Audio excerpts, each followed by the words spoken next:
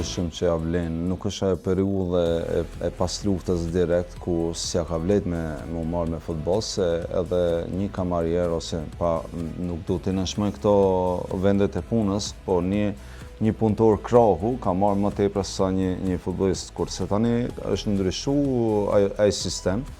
Janë pagat mira dhe janë paga me rregull në shumë skuadra, sa i përket vonesave, ne tek Prishtina 3-4 muaj kemi punuar pa rroga, domethënë gjithë vitin kemi qenë 3 muaj ose 4 muaj mrenda. Stafi teknik ka qenë minimum 6 muaj, domethënë 6 muaj pa rroga, por nëse ke pasion, nëse ke dëshirë, nëse ke vullnet për të punu, ne ato rroga pastaj morëm dhe u shpallëm kampion dhe arritëm t'i marrim rrogat.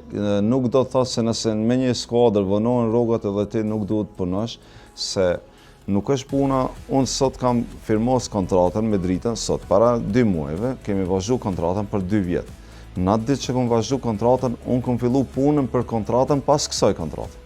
Nuk mund t'jem ndaloj se tani kam 2 vjet kontratë dhe jem rregull, mund të bëj çfarë du. Jo, nga ajo ditë unë kam fillu punën që pas 2 vjetëve të kem një kontratë edhe më të mirë se që kem dema tani.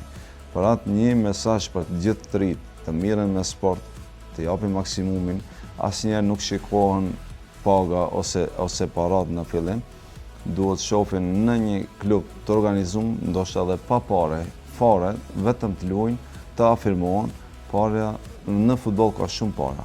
Edhe paraja do vjen. Unë s'kom fillu si trajner me pagën që e kam tani. Unë kom fillu me një pagë 250 euro. Sa e ki tani? Mjaftueshëm për të bërë një jetë mirë.